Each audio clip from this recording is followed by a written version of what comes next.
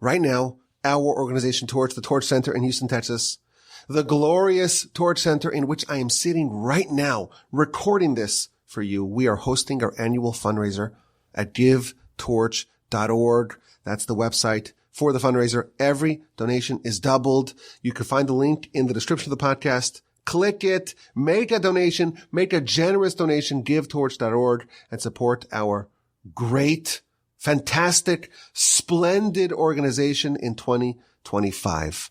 I had a conversation with my colleague, and he told me that every year when you have the fundraiser, so you make an appeal, a pitch before the podcast, but they're way too long. Trim it down, shorten it a bit. A bit of brevity is called for. Just give them a link, givetorch.org, and call it a day and let them go to the podcast. But I think it's important for me to tell you why I'm asking you for your support. I don't want to inconvenience you. So if you have already made a donation, first of all, thank you so much. Thank you so much. I appreciate your support. But if you have made a donation at givetorch.org, then you could just skip ahead, fast forward, and get to the actual content of the podcast. But if you have not, please listen as I make my appeal. Our organization, Torch, we're a nonprofit. We don't charge money. We don't have membership or membership. We don't charge for our classes, for the facility, the Torch Center. The podcasts are not behind a paywall. And the only way, let me repeat that, the only way that we can continue doing our sacred work of connecting Jews and Judaism, of being a beacon of Torah throughout the world, it's only if we fundraise. We have to do this. There's no other option. When I went to rabbi school, this was not part of the curriculum, but it is part of the job. If we succeed in getting your support, givetorch.org, we can continue our work. If not, well, I guess I'll have to get a real job. Last year, one of my friends told me, he said, Rabbi, if you fail to make your fundraising goals, I'll hire you as a paralegal in my law office. And I really appreciated that because I thought that would be maybe something that I could do. I don't think I'm cut out for manual labor, a mechanic or a carpenter. It's just not for me. Well, maybe I could repurpose my podcasting studio here in the Torch Center. Maybe I could do voiceovers. But I feel like that's going away with AI. Sell mortgages in this economy. I think it would have to be sales of some sort, but maybe the paralegal, maybe that's a good idea. I don't know what I would do if Torch shuttered, but I really hope that we will not have to come to that. I really hope that you're going to click the link, givetorch.org, and make a contribution, a generous contribution that will be magically doubled and will ensure that our organization, the Torch Center, and all these fantastic podcasts will continue to flourish in 2025.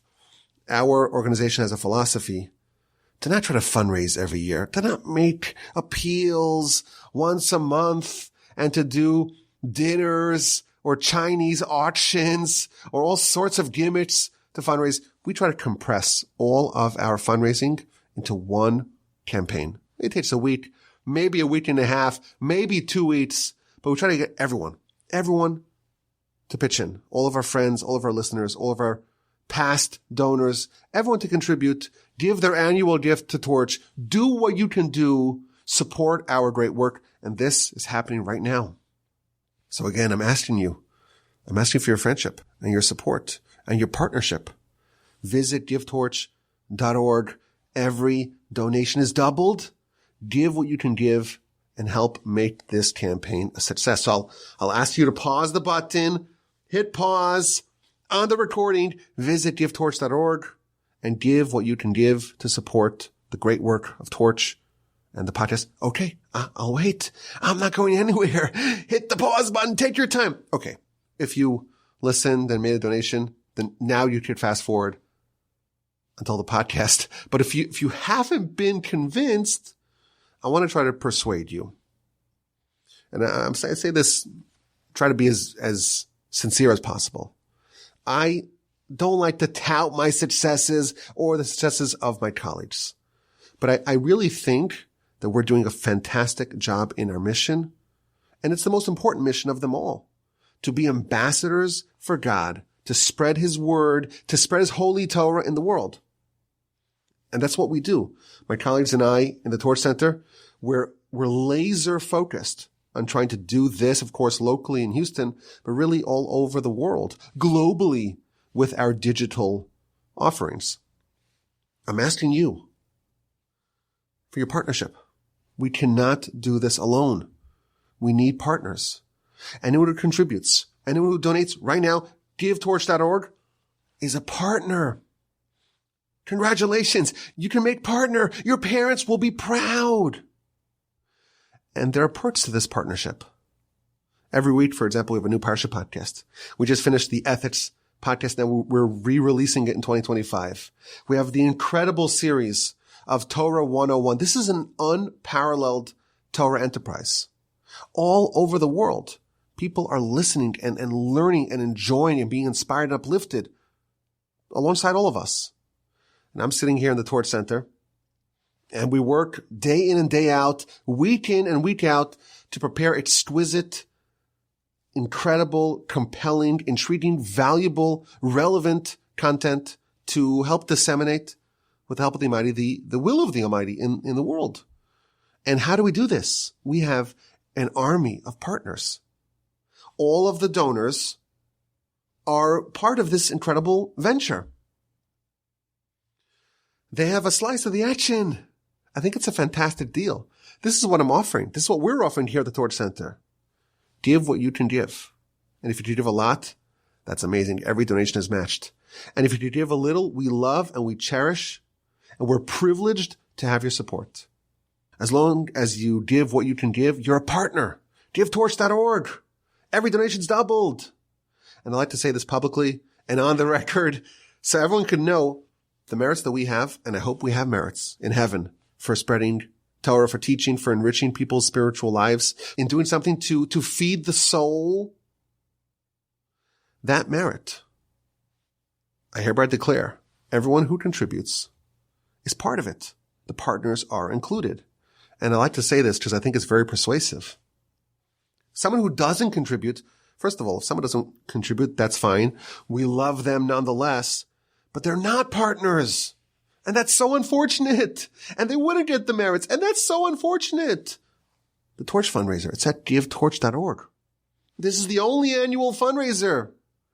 And this is an opportunity that I really hope you'll partake in. I want your partnership. I want your friendship. I want your continued listenership. We love all the listeners, even those who don't give, but only those who give at givetorch.org.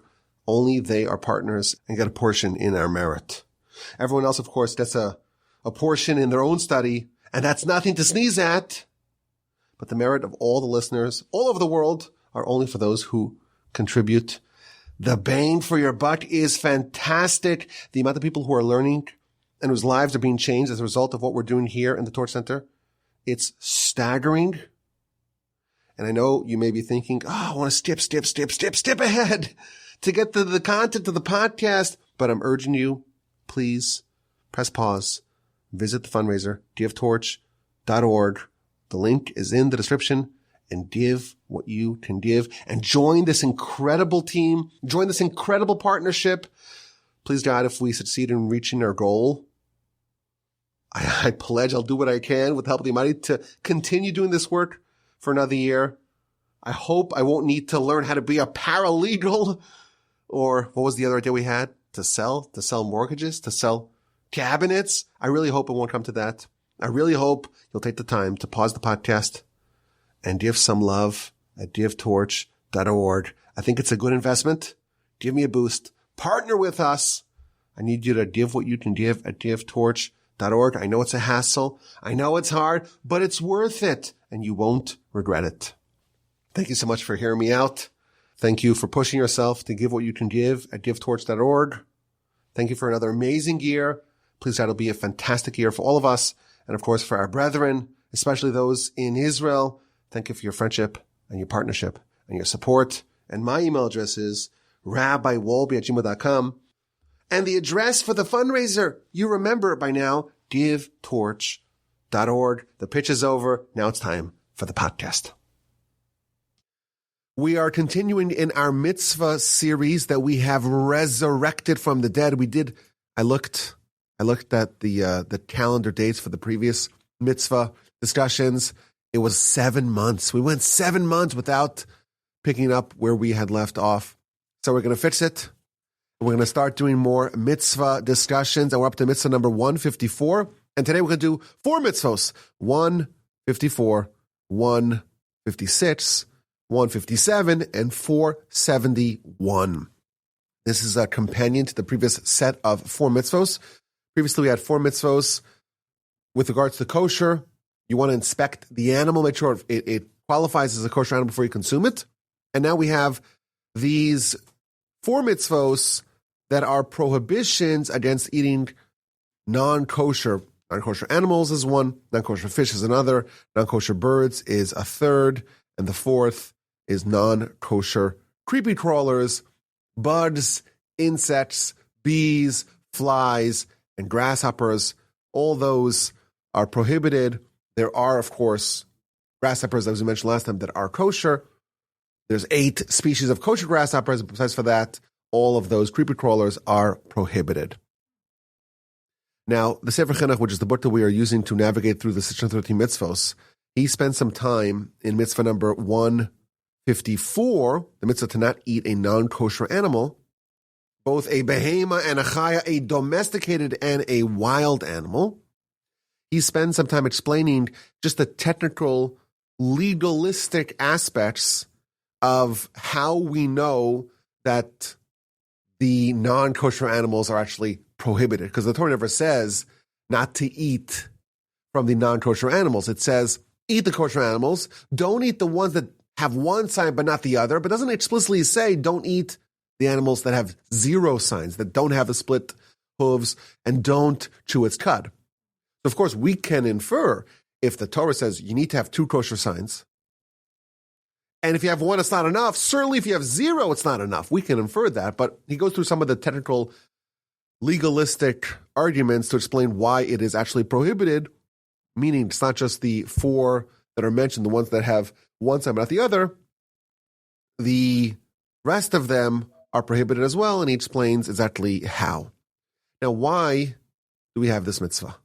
As we know, the Sefer Chinuch, his objective in his work is to not only lay out the 630 mitzvahs in the order in which they appear in the Torah, also to give us a little flavor, a little snapshot of the mitzvah, some of the laws, some of the reasons, to kind of make us informed, well-informed when it comes to mitzvahs. Give us a little degree of literacy when it comes to the mitzvahs.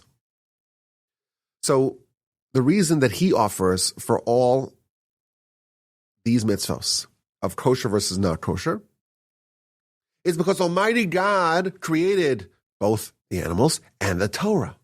And he says there are some foods that are better than others. Of course, there are some foods that are even harmful if they are consumed. And some foods are very wholesome, very nutritious, very healthful. These animals, says the Sefer Chinuch, the ones the Torah prohibits, are bad for your health. And if it's bad for the health of your body, it's bad for the health of your soul, because the body is the implement of the soul. It's the tool of the soul. And if you want to actualize the agenda of the soul, you need to have a well-oiled machine, a well-functioning machine to keep it at peak performance. The body, and only if the body is working properly, only then will the soul be able to actualize its agenda. And the analogy that he offers, you have a blacksmith, and the blacksmith has tools and an anvil and a hammer and tongs, but everything's messed up. Everything's warped. Everything is crooked. Well, the products of this blacksmith will not be top flight. You need to have good tools, good implements in order to achieve a good result. Soul is trying to achieve a good result, and it needs good implements. And a body that's corrupted, that's not healthy, that's messed up in some way, will not yield good results. And therefore, the Torah says these are permitted, these are good for you, these are prohibited, these are bad for you. And that is the reason that he offers for all the mitzvos of kosher. Now, part of what he does in every mitzvah is to give a little sprinkling, a little sampling of some of the laws of the mitzvah. And he doesn't give us the whole thing, because then the book would be infinitely large. He just gives some of the laws, just to get it's something to study. You want to have a little bit of a sense of some of the discussions, deliberations, considerations, arguments featured in the Talmud and other sources about each one of these 630 mitzvahs. And the law that he chooses to sample is very interesting. What is the kosher status of human flesh? Now, again, he's not trying to say that this should be standard fare at the Kiddush or at the Shabbos table. He's not suggesting that. But he wants to know, is it prohibited under this law or not? And you may argue, says the Sefer Chinuch, that the Hebrew word for a wild animal is a chaya. And the Torah describes the human as a nefesh chaya, as a living soul. So maybe, just maybe, the prohibition against a prohibited chaya would apply to also human flesh. And I looked, says the Sefer Chinuch, humans don't have split hooves and don't chew their cud. So maybe it would be included in this mitzvah. Now, again, everyone talks about this, and it's interesting because a lot of the commentators spent some time addressing this question.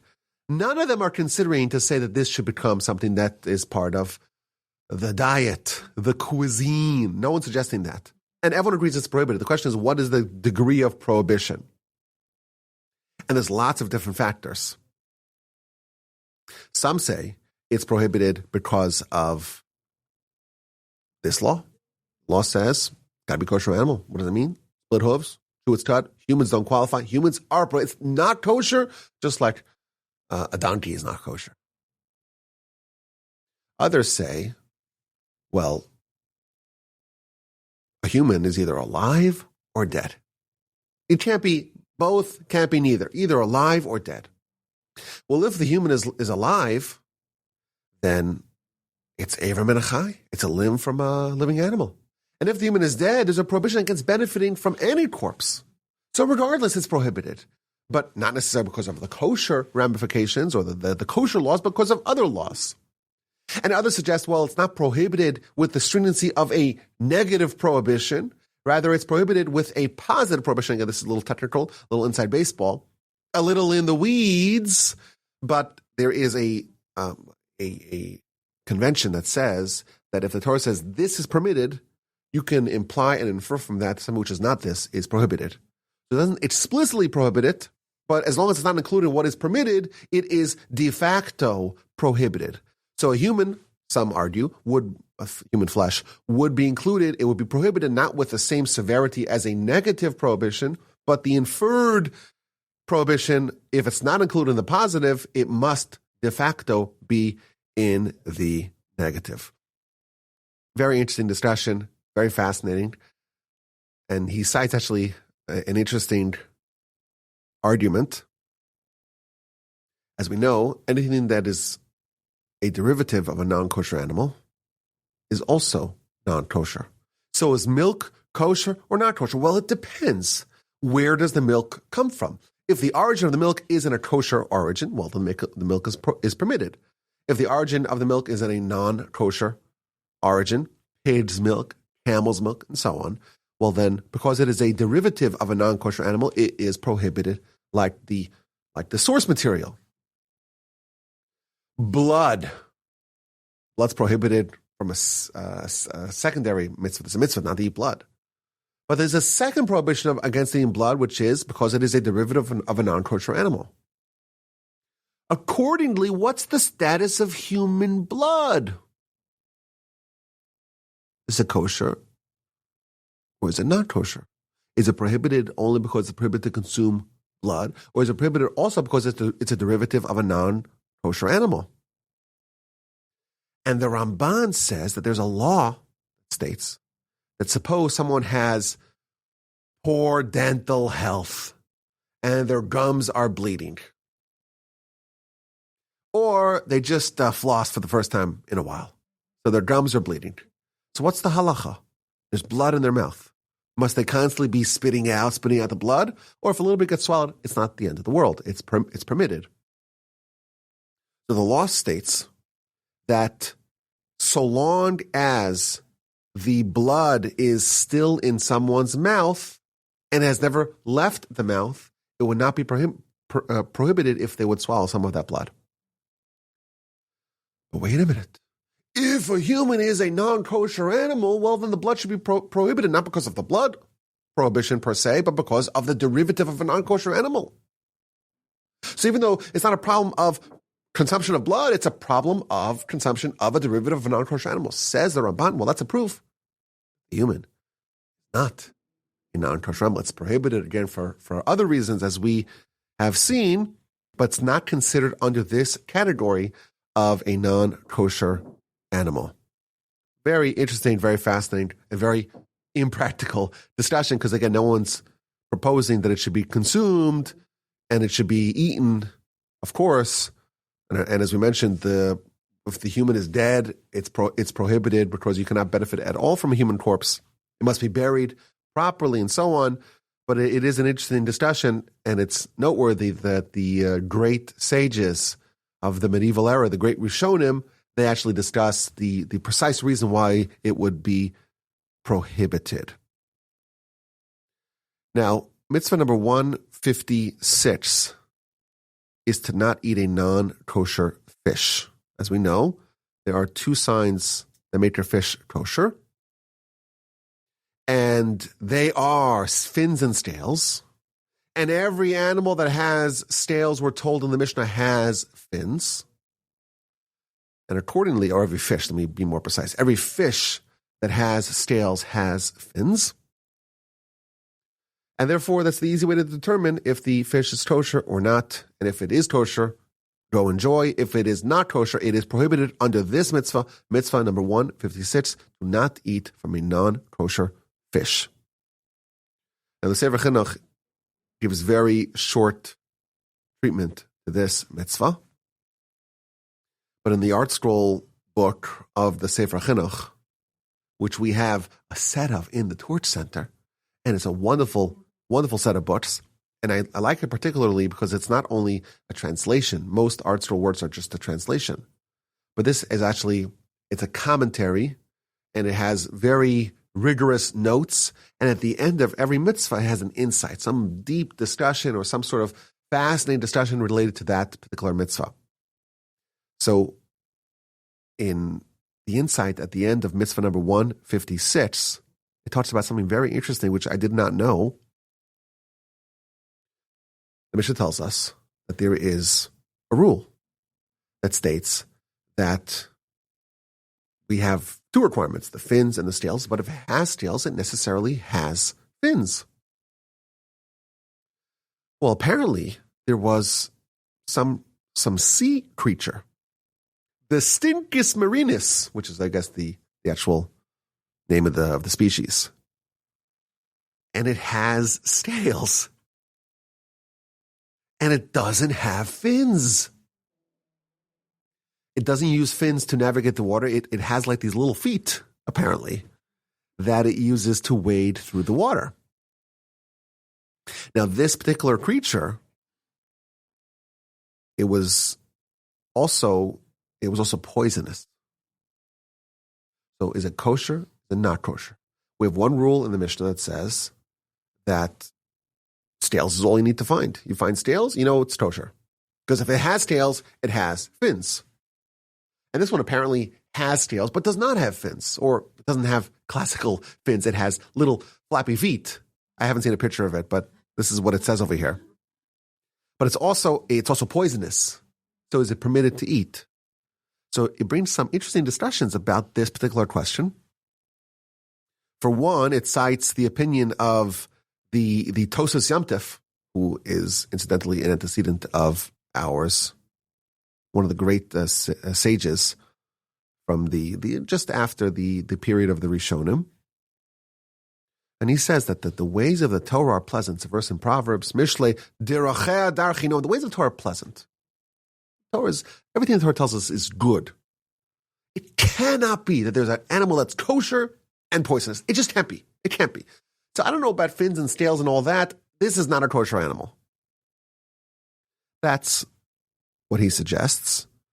And then he explains that the Mishnah does in fact say that fish that have scales have fins. But it doesn't say that everything that's in the water that has scales has fins. This is a sea creature. It's not a fish. And therefore it doesn't fit into that same category, that same rule, that same principle that scales are enough. That's only a fish rule, not something which swims in the water. There's different categories. There's fish and there's sea creatures. You find animals in the water that's not necessarily fish. It's in the sea, but it's not a fish. And therefore, the rule of scales necessarily mandate that there are fins. That does not apply with this animal. Thus, it is not kosher. It can't be kosher because it's poisonous or it's toxic. It can't be kosher, but it also isn't kosher, and it's not a violation of this rule because this rule's a rule that applies only to fish. That's the beginning of this insight. Now, others say that the whole concept of fish being kosher, if it has fins and scales, that applies only to fish. And thus, suppose you have a sea creature that has fins and scales. It has both of them. But it's not a fish. Well, then this law does not apply. The verse tells us that a fish that has fins and scales can be consumed.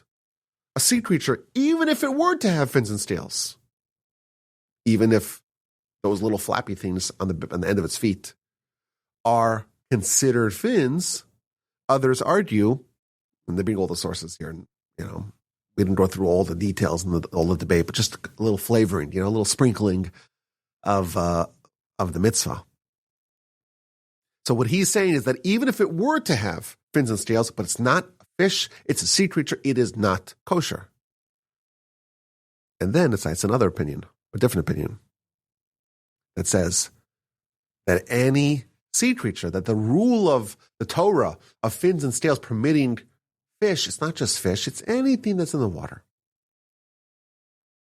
And thus, the aforementioned sea creature that has scales, if it has scales, it has fins, and likely those feet are fins, or maybe the fins are not developed, underdeveloped, other opinions, it cites different opinions, it would be permitted.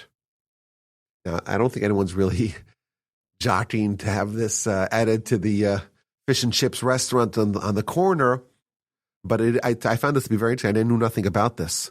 As you know, I'm not much of a fish eater, and certainly not anything that's poisonous or toxic. But they cite here an opinion that says that if you find scales on an animal, we know for sure it has fins, and the fins maybe are not classic fins. The feet maybe are fins, or maybe the fins will yet develop, but that would be sufficient. And yes, it's not healthy, but you know what? Plants are there's no prohibition against eating plants, and some plants, as we know, are toxic, are not healthy for you. Nevertheless, they're permitted, so it's okay. There could be things that are not good for you and are kosher. I've seen some of that myself even. I've seen people come to the Kiddush, they take their plates, and they just pour on, and it's like this little Mount Vesuvius of food.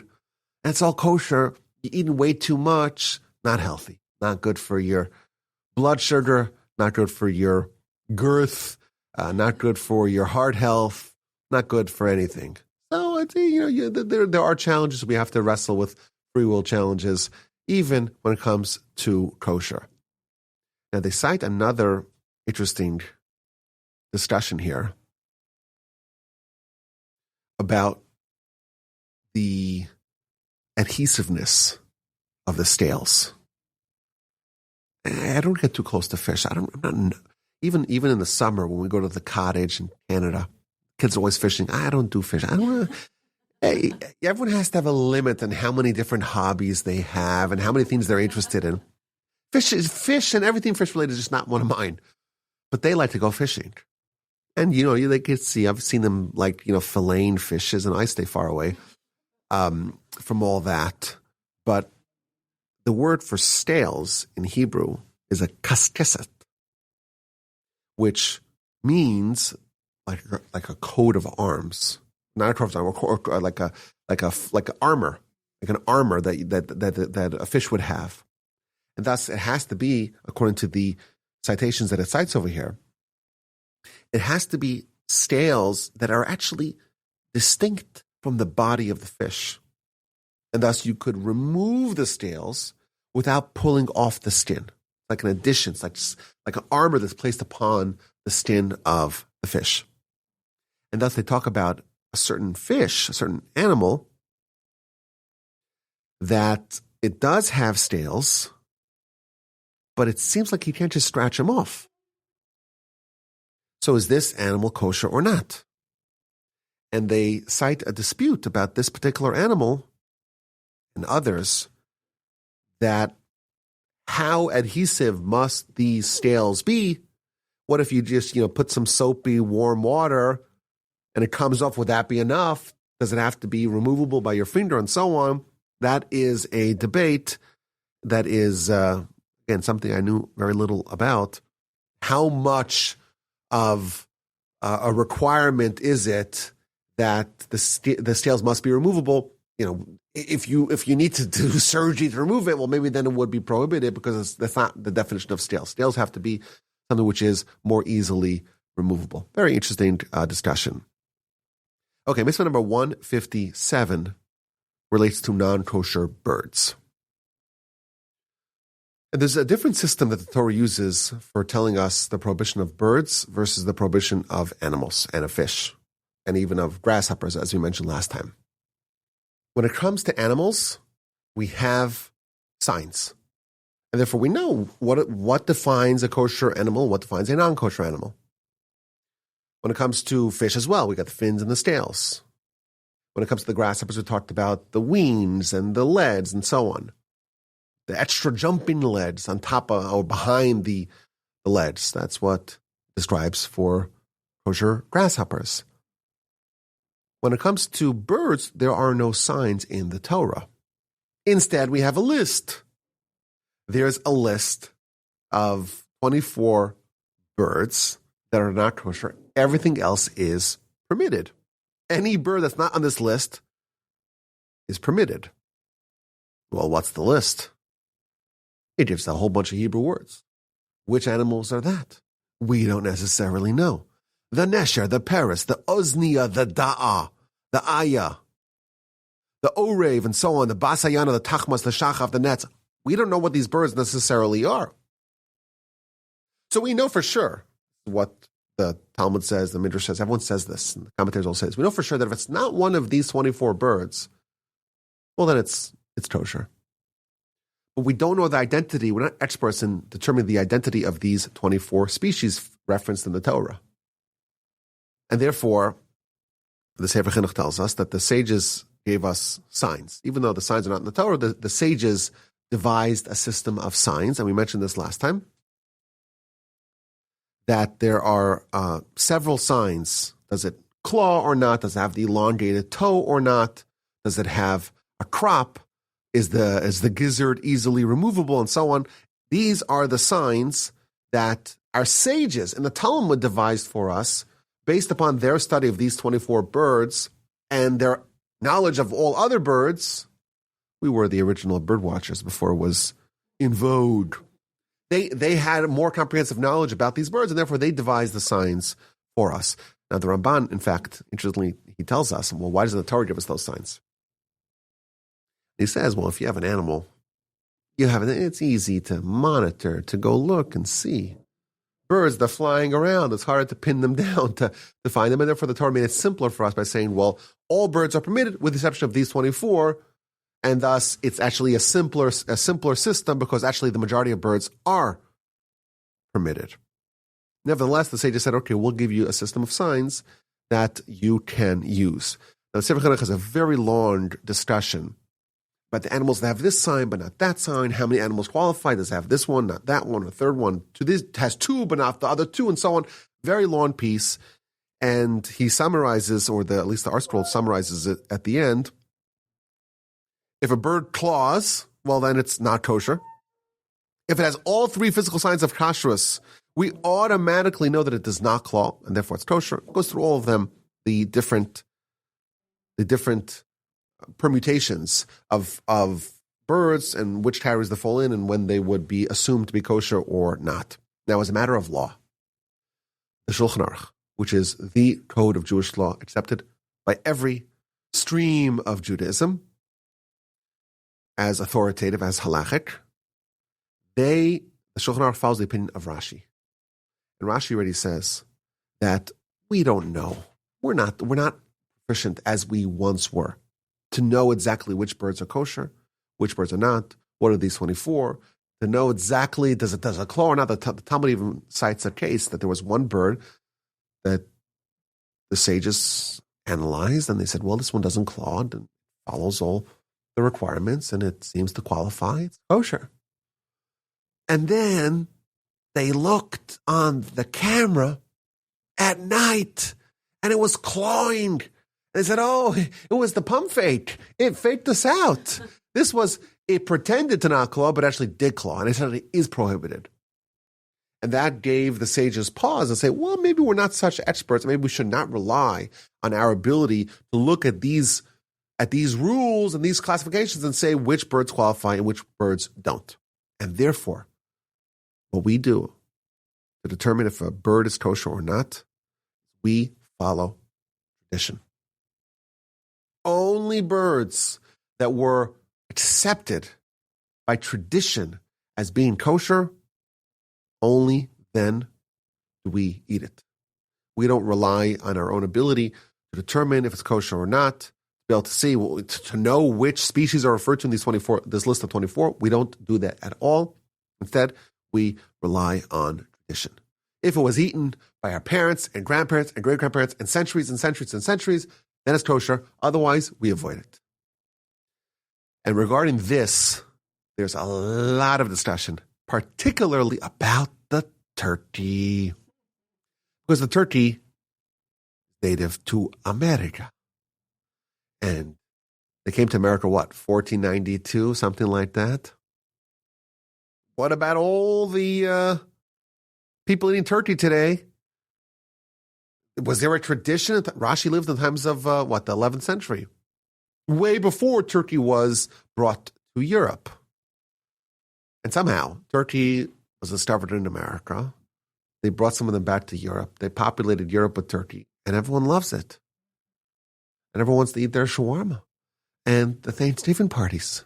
And it's kosher, but somehow it's kosher. And it's circumvented this rule, apparently, that you have to follow the tradition. A lot of discussion about this particular question, and there's all sorts of answers. Some suggest that, at the time of the introduction of the turkey to Europe, the authorities did not accept this stringency of Rashi that says we only follow tradition, and therefore, because it was kind of grandfathered in, even once the Shulchan Aruch codified we follow Rashi, it's already grandfathered in, and therefore it is permitted. That's one argument. Others suggest that maybe they made a mistake at the time to permit it. But this rule of following tradition, that would not be enough to undo what was accepted. Meaning, if we have a new bird, we'll say it's not part of the tradition, we don't accept it. But if it's a bird that everyone's been eating, and yes, maybe they started off as a mistake, but everyone's been eating it for a long time, this rule of the stringency of following tradition will not be enough to annul a commonly accepted custom. That's the second answer. Others suggest that the need for tradition is only when there is a doubt. We don't know enough. We seem to think, then we follow tradition.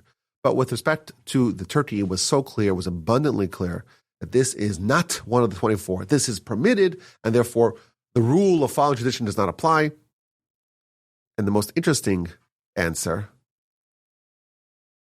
this is maybe something of the conspiracy theorists. They say, the answer is legit, but some people kind of embellish this a little bit. They say that, there actually was a tradition somehow maybe they did have the turkey. Somehow they had it, or they knew about it even beforehand. They knew about it, and as a result, there was a tradition of the turkey. And we don't know exactly how they get it, and what's the history of that, but that is another commonly cited answer to this question. Regardless, everyone agrees turkey is permitted. Your Thanksgiving plans can proceed on schedule. I do remember when I was in Israel in the year 2004, there was a big hullabaloo, a big discussion about not birds, but cows. Because this idea that we follow only the animals that are permitted by tradition, it has been expanded to include all animals, even the animals that have split hooves and chew their cud. Someone makes a new species of a cow. A lot of people say, I don't know, this is not the kind of cow that we grew up with. Maybe this is not kosher. And someone went to Argentina, where they were producing all the beef, the kosher beef for Israel, and found that this cow that they were using had this big hump on his back. That this oddly shaped cow, this misshapen bovine. And they said, wait a minute. They brought pictures of it back to Israel. Like, wait, what's this? This is not the cow. I've seen a cow. This is not a cow, or this is not a cow that I'm accustomed to. So it was like 1 week of drama, and everyone was eating falafel instead. But it was resolved.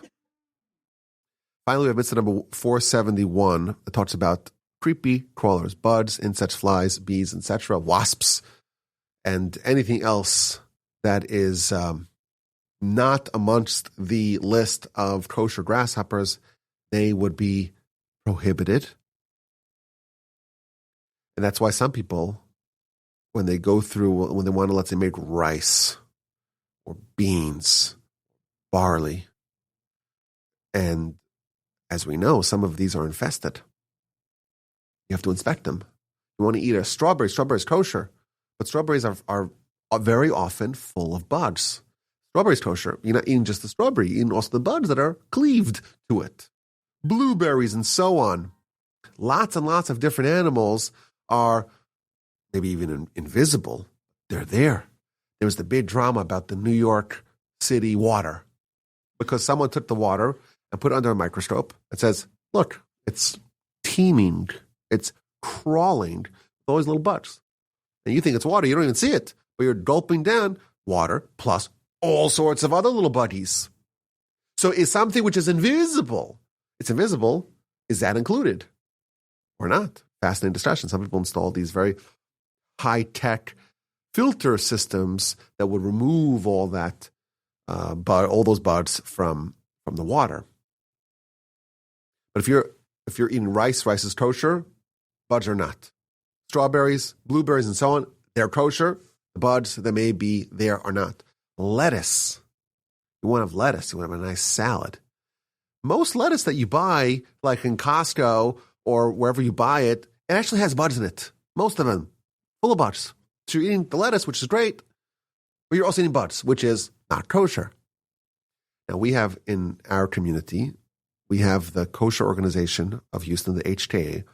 They certify certain lettuces that are sold by the stores as being bug-free, meaning that they take the lettuce and they put it in the solution and they wash it and they clean it and they inspect it and so on. They remove all the bugs, make it edible, make it kosher. We don't think of produce, of fruits and vegetables as being potential problems for kosher, but they very often are. That's an important idea. Like some of these things, like, well, I'm not going to sit down and eat a bunch of bugs. That's what the people at Davos want us to do. I've been told. You'll eat bugs and you'll be happy. That's what they say. Eat bugs. It's better for the environment. The cows are flatulating, and that's causing global warming. Eat bugs instead. None of us are interested in that. But it's possible, and it's likely, that if you don't process your lettuce and your fruits and vegetables and so on, and all the things that potentially can be carriers of these things, you're actually eating non-kosher unwittingly, unknowingly, and so on. I will tell you a cool story. This is a brand new story. It's a miraculous story. Happened only 2 or 3 weeks ago. So I made the cholent in our family. Well, what's cholent?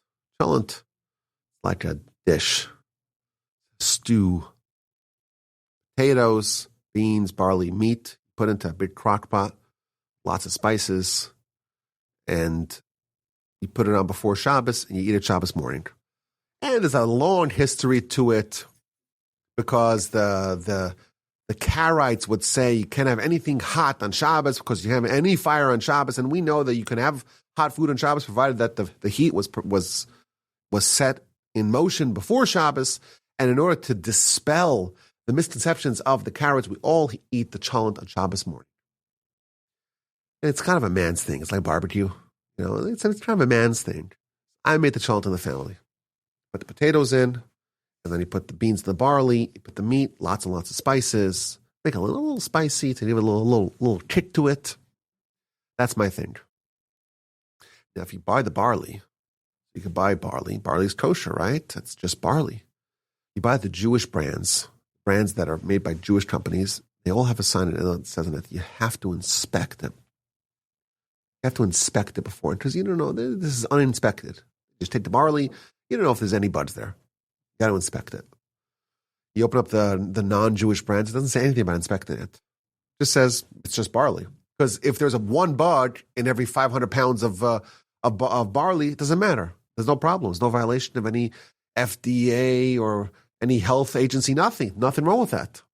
It's barley. And yes, it's barley with 1% of buds, but it's still mostly barley. So it's just called barley. The ingredients don't list the buds.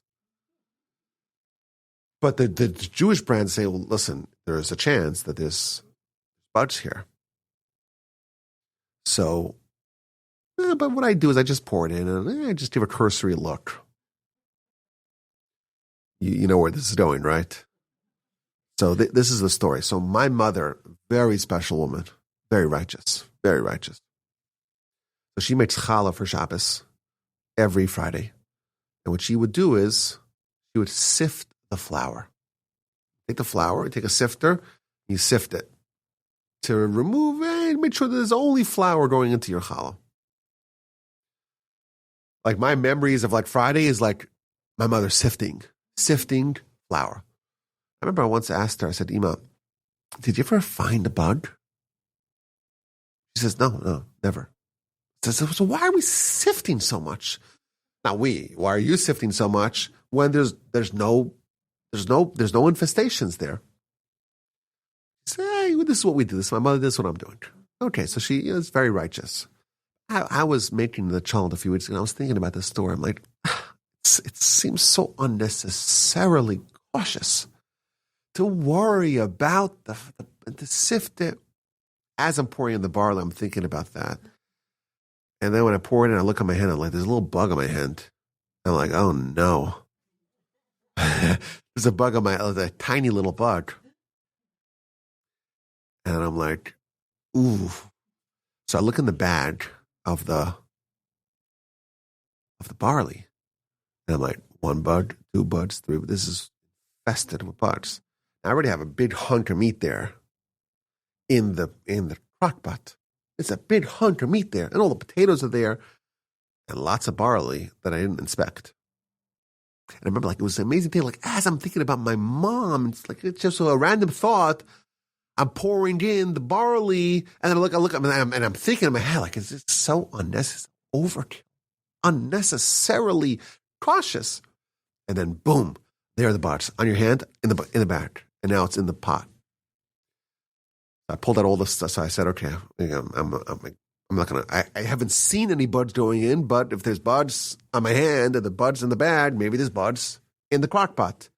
So I emptied it all out. I took the piece of meat, it's a nice piece of meat. Kosher meat, it's really expensive. Washed it down. I put it I use a crock pot liner. Just that way, afterwards, you could just remove it. Even though I know it's not good, microplastics and all that. I know it's not good, but still, to clean it is way worse. So I pull out the bag, put it in a brand new bag. I said, okay, the meat, all clean. Put it in. And then I took a strainer, took out the potatoes, all my my cleaning lady was there. She thought I was nuts. What's this guy doing? He put the food in the pot, then he pulls it out, and he's cleaning it. That's okay. She thinks I've gone a little insane. I pull out the potatoes, clean up all the potatoes. I'm like going through the beans and the barley. And I'm like, it's like too hard to tell. So I just dumped out the whole thing. And I said, okay, I was out of barley. No more barley left. So it was like the worst cholent I've made yet. But I told the kids the story because since then I've been checking the barley. I even checked the rice. I made rice before Shabbos. I'm checking it. Why? Because I'd rather check it 100 times and not have the buds even once. If you knew that you're gonna eat rice 10,000 times in your life, and in one instance there's going to be a bug in the mixture, that will be enough to check it every single time, because we don't want to eat even a single bug, because we don't want to violate the will of Hashem. And every time we check it and we find no bugs, great, but it's worth it. Even if you go 30 years of sifting the flour, I don't know about that, because it does say in the bag that it's sifted. And we've never even found once a bug in the flour.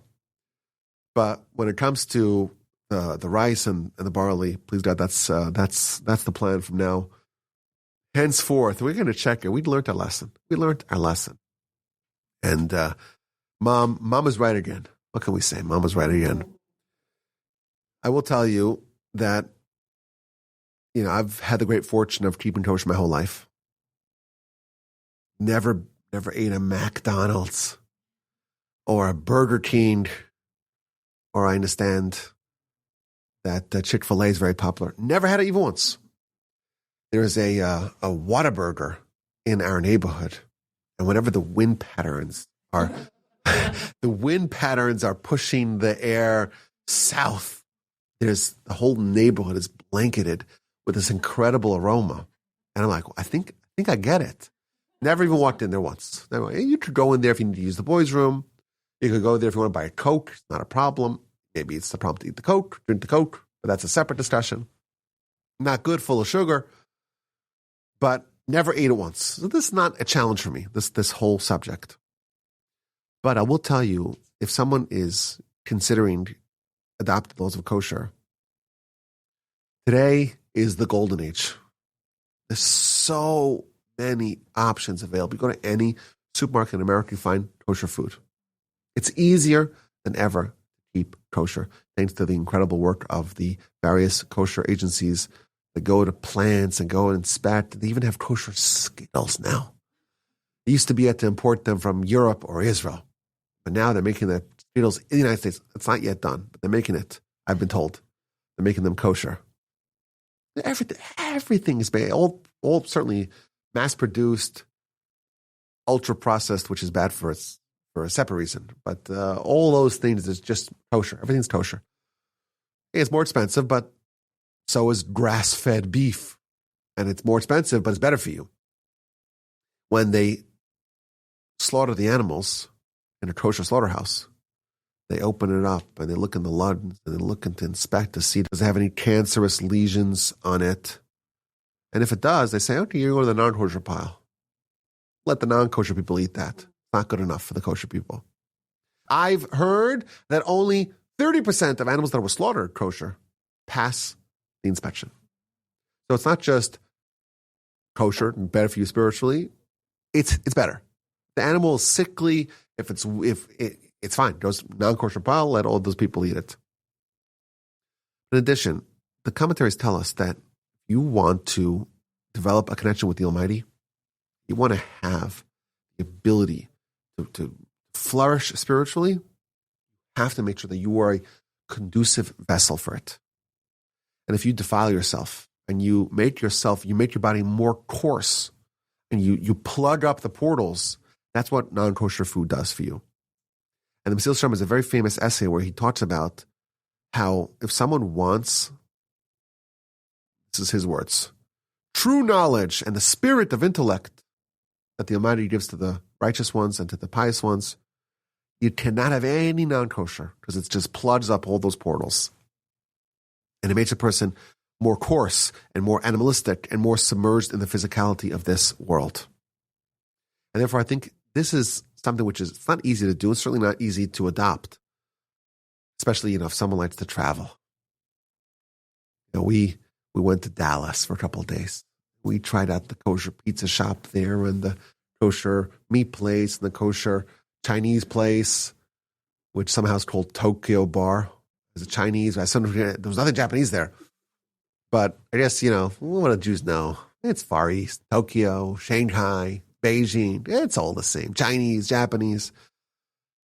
So we have kosher options. You go out of the communities, it's much harder. We drive to Canada each summer, as you know. It's very hard to find kosher food. Very hard to find kosher food. But you can find packaged kosher food in every supermarket in America. But to find, hot kosher food, it's hard. So actually, keeping kosher it reinforces Jewish living because it keeps someone in a Jewish community. Because you ever want to go get a sandwich, you gotta live in a place that has kosher food. So it's actually self-reinforcing. One of those things that's actually easier to just do it all than to do it piecemeal. Because if you live outside the Erev and there's no shul and there's no school and there's no community and there's no kosher food, it's easier to just do it all at once than to just do it piecemeal. But this is something that you're ingesting. You are what you eat. You become that person.